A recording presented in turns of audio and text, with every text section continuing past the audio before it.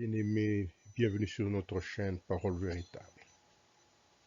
Aujourd'hui, nous allons parcourir ensemble les prières efficaces. Dans le premier épître de Paul aux Thessaloniciens, chapitre 5, versets 16 à 18, nous lisons ceci: soyez toujours joyeux, priez sans cesse, rendez grâce en toutes choses, car c'est à votre égard la volonté de Dieu en Jésus-Christ. Donc, pour faire la prière, nous savons que nous devons être déterminés à le faire sans relâche, à le faire sans paresse. Nous n'avons pas un horaire que nous pourrons nous fixer en disant ça pourrait être à midi, à 14 heures ou à 16 heures. Pour nous, nous allons prier sans cesse. Ça, c'est l'ordre que le Seigneur donne à son peuple, à ses enfants, à ceux qui acceptent Jésus-Christ comme leur Seigneur, qui sont prêts à le suivre, à le servir pour toute leur vie, pour toute leur éternité. Ils doivent, durant cette vie terrestre, prier sans relâche, prier sans cesse. Nous n'avons pas de prière du matin, de midi et du soir. Nous avons des prières à chaque instant, où l'on peut prier dans le fond du cœur. L'on peut prier à genoux, on peut prier debout, on peut prier en marchant, prier sans cesse. Et lorsque nous faisons de prières, nous rendons grâce à Dieu, nous le remercions, nous reconnaissons ses faveurs qu'il nous accorde, nous reconnaissons son assistance, nous reconnaissons sa grâce. Nous devons avoir de la gratitude à son égard. Et tout ceci et fait partie de la volonté de Dieu en Jésus-Christ. Dieu veut que, en tout instant, en tout lieu, en tout moment, que nous puissions prier sans cesse, que nous puissions lui rendre grâce en toutes choses. Il veut ça, c'est sa volonté, et pour cela nous sommes sûrs que nos prières vont être exaucées, qu'il va les agréer, que nous allons être satisfaits, que Dieu puisse nous apporter nos réponses. Ça peut être pour un petit temps, ça peut être pour longtemps que nous n'avons pas de réponse, mais nous devons l'attendre, car sûrement il exauce nos prières. Lorsque nous le faisons selon sa volonté, il aime ça et il attend de chacun de nous la prière. De pied ferme, Dieu attend ma prière, Dieu attend votre prière, Dieu attend nos prières.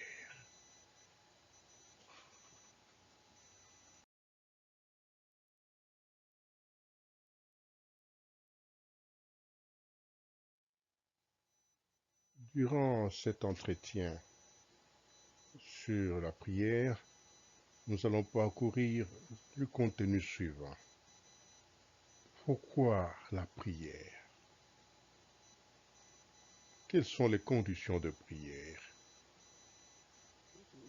Nous voulons parcourir ici les instructions et préceptes de Jésus-Christ lui-même en personne, ce qui nous donne comme condition de prière. Notre attitude. Nous ne sommes pas seuls. L'importance de nos prières dans les cieux et la protection divine. Après avoir parcouru les raisons pour lesquelles nous devons prier et les conditions nécessaires pour que Dieu puisse exaucer nos prières, pour voir nos prières être plus efficaces, maintenant nous sommes sur notre attitude. Et nous voulons voir un cas d'Élie dans 1 Roi, chapitre 18, versets 25 à 40. Élie dit au prophète de Baal: choisissez pour vous l'un des taureaux, préparez-le, les premiers, car vous êtes le plus nombreux, et invoquez le nom de votre Dieu, mais ne mettez pas le feu. Ils prirent le taureau qu'on leur donna et le préparèrent. Ils invoquèrent le nom de Baal depuis le matin jusqu'à midi. En disant: Baal, réponds-nous. Mais il n'y eut ni voix ni réponse. et ils sautaient devant l'autel qu'ils avaient fait. À midi, Élie se moqua d'eux et dit, criez à haute voix puisqu'il est Dieu. Il pense à quelque chose où il est occupé, où il est en voyage, peut-être qu'il dort et il se réveillera. Et ils crièrent à haute voix, ils firent, selon leur coutume, des incisions avec des épées et des lances, jusqu'à ce que le sang coulât sur eux. Lorsque midi fut passé, ils prophétisèrent jusqu'au moment de la présentation de l'offrande. Mais ni voix, ni réponse, ni signe d'attention. Ça, c'est l'épreuve qui vient d'être donnée pour qu'on puisse savoir qui est réellement le vrai Dieu. Est-ce Baal ou l'éternel Dieu d'Abraham, d'Isaac et de Jacob, d'Israël? Élie dit alors à tout le peuple, approchez-vous de moi. Tout le peuple s'approcha de lui. Et Élie rétablit l'autel de l'Éternel qui avait été renversé. Il prit aussi 12 pierres d'après le nombre de tribus des fils de Jacob, auxquelles l'Éternel avait dit, Israël sera ton nom, et il bâtit avec ces pierres un autel au nom de l'Éternel. Il fit autour de l'autel un fossé de la capacité de 2 mesures de semences. Il arrangea le bois, coupa le taureau par morceaux et le plaça sur le bois. Puis il dit, remplissez d'eau 4 cruches et versez-les sur l'holocauste et sur le bois. Et il dit, faites-le une seconde fois. Et ils le firent une seconde fois. Il dit, faites-le une troisième fois. Et ils le firent une troisième fois. L'eau coula autour de l'autel et l'on remplit l'eau aussi. On remplit aussi d'eau le fossé. Dans le premier cas, les autres prophètes de Baal, ils ont fait tout ce qu'ils pouvaient faire, des incantations, ils ont même prophétisé. Mais rien ne s'est passé. Maintenant ici, c'est le cas maintenant de Élie, qui est dans l'après-midi, il va maintenant rétablir l'autel. Notre autel a été renversé depuis le jardin d'Éden. Nous sommes devenus des pécheurs, nous sommes vendus au péché, mais il faut que cet autel puisse être rétabli. Il va être rétabli lorsque nous rentrons en Jésus-Christ. Et c'est ça, l'attitude ici d'Élie, c'est de passer d'abord au rétablissement de l'autel. Nous sommes l'autel de Dieu parce que nos prières sont des sacrifices, ce sont des offrandes qui montent vers Dieu. Et ça doit être des offrandes d'odeur agréable qui réjouissent les cœurs de notre Dieu, qui sont favorables. Élie était de même nature que nous. La prière de la foi, comme le dit en Jacques chapitre 15, verset 18, sauvera le malade et le Seigneur le relèvera, et s'il a commis des péchés, il lui sera pardonné. Confessez donc vos péchés les uns aux autres et priez les uns pour les autres, afin que vous soyez guéris. La prière fervente du juste a une grande efficace. Élie est un homme de la même nature que nous. Il pria avec instance pour qu'il ne plût point, et il ne tomba point de pluie sur la terre pendant 3 ans et 6 mois. Puis il pria de nouveau, et le ciel donna de la pluie, et la terre produisit son fruit. L'élément important ici, c'est que Élie, que les gens vont voir un homme superbe, exceptionnel, puissant, c'est l'Esprit de Dieu qui agit en lui, qui fait la puissance. Élie, travaillant avec Dieu, ça permet de voir cette puissance de Dieu à l'œuvre, en opération. Il était de même nature que nous. Il avait les mêmes faiblesses que nous, le même besoin que nous, les mêmes forces que nous. Il avait le même projet que nous, de même nature que nous. Mais une chose était particulière avec lui. Tout ce qui arrivait dans ce qu'il faisait, c'est par ses prières avec insistance. Il pria avec instance, avec insistance, avec persévérance. Et c'est pourquoi il obtint ce qu'il avait obtenu. Donc il pria de nouveau, et le ciel donna de la pluie et de la terre produit son fruit. Parce qu'il il pria avec insistance, avec persévérance. Et le Seigneur veut que nous puissions rester persévérants aussi dans nos prières, comme Élie. Et c'est de cette façon que nous verrons la même chose que Dieu faisait avec Élie. Dieu est le même au temps d'Élie, il est le même dans notre temps, et il restera le même dans le temps futur. Dieu est le même hier, aujourd'hui, éternellement. En lui, il n'y a pas de changement, donc de variation. Dieu n'a pas changé. Et dans chaque génération, il a des serviteurs. Et ces serviteurs, il ne s'agit pas de ce du prophète. Il ne s'agit pas de ce que je dis ici, des apôtres, des anciens, des diacres, des bishops, de quoi. Non. Je parle des serviteurs de Dieu. Tout enfant de Dieu, un dominateur commun, un serviteur de Dieu. Et parmi les serviteurs de Dieu, Dieu donne des talents particuliers que nous appelons des dons, des ministères, pour être au service de tous, pour servir tout le monde, non pas pour dominer sur tout le monde.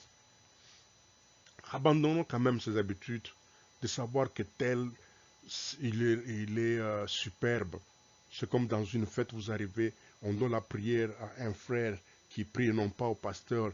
Le pasteur se fâche et d'autres se fâchent. Pourquoi n'avez-vous pas donné la parole au pasteur pour pouvoir prier? Est-ce que Dieu ne peut exaucer que la prière du pasteur? Dieu ne peut pas exaucer la prière du pauvre, la prière du faible. Dieu exauce toute prière qui est faite par la foi. Si le pasteur il fait une prière en multipliant des paroles vaines, il fait une prière qui n'est pas en concordance avec ce que Dieu veut, mais c'est une perte de temps. C'est un investissement inutile. Nous devons savoir que tout enfant de Dieu, même celui qui vient d'être sauvé aujourd'hui, qui vient de recevoir Jésus-Christ aujourd'hui, il est de même nature que Élie. Et s'il demande avec insistance, avec persistance dans sa prière et répond aux conditions de Dieu, sa prière va être exaucée. La nature de Élie que nous pouvons retenir ici, c'était un homme qui voulait voir Dieu glorifié, que tout le monde sache que réellement son Dieu, c'est le véritable Dieu d'Isaac, de Jacob et d'Abraham. Deuxièmement, il y avait la persistance en lui. Cette attitude positive produit des effets intéressants, des effets de bénédiction. Une autre attitude, c'est d'avoir de l'assurance, comme dressé dans Hébreux chapitre 30, verset 1 à 6. Or, la foi est une ferme assurance des choses qu'on espère, une démonstration de celles qu'on ne voit pas. Pour l'avoir possédé, les anciens ont obtenu un témoignage favorable. C'est par la foi que nous reconnaissons que le monde a été formé par la parole de Dieu, en sorte que ce qu'on voit n'a pas été fait de choses visibles. C'est par la foi qu'Abel offrit à Dieu un sacrifice plus excellent que celui de Caïn. C'est par la foi qu'il fut déclaré juste, Dieu approuvant ses offrandes. Et c'est par elle qu'il parle encore quoique mort. C'est par la foi qu'Enoch fut enlevé pour qu'il ne vit point la mort, et qu'il ne parut plus parce que Dieu l'avait enlevé. Car avant son enlèvement, il avait reçu le témoignage qu'il était agréable à Dieu. Or, sans la foi, il est impossible de lui être agréable, car il faut que celui qui s'approche de Dieu croit que Dieu existe et qu'il est le rémunérateur de ceux qui le cherchent. La foi est une ferme assurance, est une assurance constante, est une assurance solide. De quoi? De choses que nous espérons, de choses que nous ne voyons pas. Parce que ce que nous voyons n'est pas de l'espérance. C'est ce que nous ne voyons pas qui ressort de l'espérance. Et cette ferme assurance-là Il y en a qui n'en pas, et il y en a qui en ont. Et ceux qui en possèdent reçoivent un témoignage favorable de la part de Dieu, parce qu'il est impossible d'être agréable à Dieu sans avoir cette foi. Et lorsque cette foi ferme, nous la possédons, nous la gardons en nous, il y a Dieu qui nous paye parce qu'il est le rémunérateur de ceux qui le cherchent. Et dans le rémunérateur de ceux qui nous le cherchent, il nous donne ce que nous lui demandons. Parce que l'Esprit de Dieu va nous conduire, va mettre en nous les pensées de Dieu, va nous montrer ce que Dieu veut pour nous. Parce que l'Esprit de Dieu est dans la présence de Dieu et il habite en nous pour nous communiquer ce qui est dans la présence de Dieu. Souvenez-vous que nous avons dit que Jésus est assis à la droite de Dieu, il est dans la présence divine. Nous aussi, nous sommes dans la présence divine parce que Dieu habite en nous. Le Saint-Esprit habite en nous. Nous sommes dans cette présence divine et c'est cela qui fortifie la foi. Et la foi, comme vous le savez, est un fruit de l'Esprit. L'Esprit produit la foi.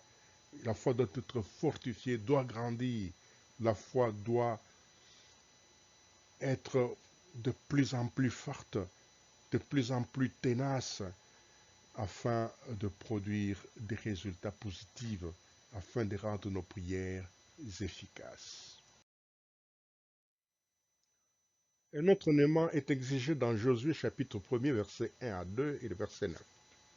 Après la mort de Moïse, serviteur de l'Éternel, l'Éternel dit à Josué, fils de Nun, serviteur de Moïse, Moïse, mon serviteur, est mort maintenant. Lève-toi, passe le Jourdain, toi et tout le peuple, pour entrer dans le pays que je te donne aux enfants, que je donne aux enfants d'Israël. Ne t'ai-je pas donné cet ordre, fortifie-toi et prends courage. Ne t'effraie point et ne t'épouvante point, car l'Éternel ton Dieu est avec toi dans tout ce que tu entreprends. Avoir du courage. C'est Dieu qui utilise ce mot courage. Ne t'ai-je pas donné cet ordre, fortifie-toi et prends courage. Nous avons cette attitude où nous devons fortifier et nous devons prendre courage. Quand nous nous fortifions, nous devons prendre courage, nous ne pouvons pas nous effrayer. Vous savez comment nous effrayons de fois? Parce que tel homme a une grande puissance sur l'autorité hiérarchique, dans la compagnie, dans une organisation donnée, et les gens s'épouvantent, ils disent, mais cet homme méchant, comme mon dossier est entre ses mains, je suis foutu. Non, prends courage, ne t'effraie pas. Oh, il y a des sorciers qui nous entourent de ceci. Ne t'en occupe même pas de cette éthique des sorciers, c'est Dieu qui s'en occupe. Quant à ce qui nous concerne, il dit, prends courage. Même s'il y a des millions de féticheurs qui viennent se rassembler contre nous, nous ne devons pas nous effrayer, nous devons prendre courage, car dans notre prière, Dieu nous délivrera de leurs pièges, Dieu nous délivrera de leurs complots, car Dieu veille sur nous. Il nous faut seulement avoir du courage. Et parfois on dit, donc vous savez que cet homme de Dieu qui est mort, c'était un grand homme de Dieu qui agissait et personne ne pourrait être contre lui, comme lui. Mais il faut savoir que chaque personne sur cette terre est unique et qu'il n'y a pas de personnes semblables. Et quand quelqu'un meurt, vous dites non, c'est une grande personne, ce n'est pas une grande perte. Son temps est fini, il est parti, sa mission il n'est plus utile sur la terre, ce n'est pas une perte. C'est vous qui êtes encore utile sur la terre et qui devez travailler, et que si nous n'arrivons pas à remplir ce que Dieu veut faire, c'est ça la perte. Il y a des choses ici que le prophète Élie va faire, sont des choses que Moïse n'a pas fait. Des choses que Josué va faire ici sont des réalisations que Moïse n'a pas réalisées. Moïse n'a jamais conduit le peuple d'Israël dans la terre promise. Et aussi, lui, Josué n'a jamais conduit le peuple d'Israël de l'Égypte vers le chemin, maintenant vers la terre promise. Chacun a un rôle, chacun a une mission. Nous devons prendre courage et ne pas regarder sur les autres arriver à nous décourager parce que tel n'est pas là et que la chose ne pourrait pas aller. Dieu dit, avec la force que tu as, vas-y. Comme Jérémie qui dit, mais je ne suis qu'un enfant. Il dit, avec ce que tu as, vas-y, car avant que tu sois né, je te connaissais. Avant que tu sois formé dans le sein de ta mère, je te connaissais. Et alors, pourquoi avoir peur? Nous sommes uniques. Nous avons une mission unique que Dieu nous confie. Ayons du courage et nous allons avoir accès à ce que Dieu dit. Parce qu'il est aberrant aujourd'hui. Vous trouvez un homme, un pasteur, un prophète qui répudie sa femme. Et lorsqu'on lui dit pourquoi l'aviez-vous répudiée, il dit elle est sorcière. Et vous trouvez un homme qui refuse son mari en mariage. Il dit pourquoi? Il dit non, cet homme c'est un sorcier. Mais c'est bizarre. C'est ce qui s'appelle s'effrayer. C'est contraire à la foi chrétienne. C'est contraire à la voie divine. Ne t'effraie point, ne t'épouvante point, car tenez ton Dieu est avec toi dans tout ce que tu entreprendras. Il règne éternellement, il domine sur toute domination. Prenez du courage, ne tremble pas, ne cherchez pas à dire non, je vais voir son état d'âme, je ne connais pas. Ce n'est pas ton problème, son état d'âme, ça c'est le problème de Dieu. Tu ne sauras jamais sonder les cœurs et les reins. Seul Dieu sonde les cœurs et les reins. Dieu dit cela. Je sonde les cœurs et les reins, et l'être humain est incapable de sonder le cœur et le rein. Dieu sait, je sonde le cœur et le rein, car le cœur de l'homme est mauvais par-dessus tout. Qui peut le connaître? Seul Dieu peut le connaître. Aucun être humain ne peut pas connaître. Donc aucun être humain est incapable de sonder l'état d'âme de son prochain. Et ce n'est pas la mission qui nous a été confiée, ça c'est la mission de Dieu de sonder les états d'âme. Nous, il nous demande d'avoir du courage, de prier. Même si on vous dit qu'il y a des antennes qui ont été faites là de puissance des ténèbres, de contrôle qu'on a mis des grands géants, mais ces géants ne tiendront pas devant notre Dieu, car il dit, je suis avec toi dans tout ce que tu entreprendras. Qu'est-ce que nous entreprenons? Nous prions, nous travaillons, nous adorons le Seigneur, nous rendons le service à plusieurs personnes. Ce sont des entreprises, ce sont des choses que nous entreprenons. Et dans tout cela, il est dit, je serai avec vous. Nous allons prier ensemble. Bien avant ça, nous lisons 1 Timothée chapitre 2 verset 8. Je veux donc que les hommes prient en tout lieu, en élevant des mains pures, sans colère ni mauvaise pensée. Et deuxièmement, veillez donc et priez en tout temps afin que vous ayez la force d'échapper à toutes ces choses qui arriveront et de paraître debout devant le Fils de l'homme. Il y a une insistance que je veux faire ici. Dieu dit, prions premièrement pour le roi, tous ceux qui sont élevés en dignité. Et aujourd'hui, nous faisons des choses contraires, parce qu'au nom de la démocratie, nous sommes dans l'opposition. Notre rôle sera d'insulter les autorités. Notre rôle sera d'être indiscipliné à l'égard des autorités établies. Quand nous demandons de faire des manifestations qui le refusent, nous partons les faire par la force. Et en faisant par la force, nous n'obéissons pas. Parce que toute autorité établie de Dieu, il faut que les gens respectent ce que l'autorité a dit. Et parce que nous faisons ça, nous devenons haineux et nous ne sommes plus à mesure de prier pour les autorités. Et c'est un péché de ne pas prier pour ces autorités. C'est pour cela qu'il dit il faut que, en tout lieu, les hommes prient en élevant des mains pures, qui n'ont pas de colère, pas de haine ou de mauvaises pensées. Veillez donc et priez en tout temps, afin que vous ayez la force d'échapper à toutes ces choses qui arriveront et de paraître devant le Fils de l'homme. Nous allons prier. Seigneur du Tout-Puissant, nous te sommes reconnaissants pour cet enseignement. Nous voulons que tu puisses l'écrire sur la table de notre esprit, parce que ta parole prophétique, telle qu'annoncée par le prophète, telle que tu l'as annoncée par ton Fils Jésus-Christ lui-même, afin que nous soyons édifiés et que nous devenons un peuple saint, un peuple mis à part. Nous devenons des sacrificateurs et un royaume à ton service pour l'éternité. Nous voulons être, Seigneur Dieu, des instruments entre tes saintes mains pour accomplir, Seigneur Dieu, cette œuvre merveilleuse d'être des veilleurs, d'être des sentinelles, d'élever, Seigneur Dieu, toujours nos mains pures devant toi, d'intercéder, Seigneur Dieu, pour nos vies, pour la vie de ceux qui nous persécutent, la vie de ceux qui nous torturent, pour prier, Seigneur Dieu, pour toute autorité établie, Seigneur Dieu, sur cette terre, pour prier pour tout le monde, afin que tous te connaissent, tous marchent dans ta voie et tous demeurent en toi. Fais-nous des instruments, Seigneur Dieu, de prières efficaces, afin que notre génération ici puisse connaître une grande transformation où la multitude passe du royaume des ténèbres par la main puissante de notre Dieu Père et sont transportés dans le royaume des lumières de notre Seigneur Jésus-Christ. Car l'honneur, la puissance et la majesté t'appartiennent au siècle des siècles. Dans le nom de notre Seigneur Jésus-Christ. Amen. Vous pouvez nous joindre sur WhatsApp ou encore sur Signal à ce numéro 001 704 858 7450.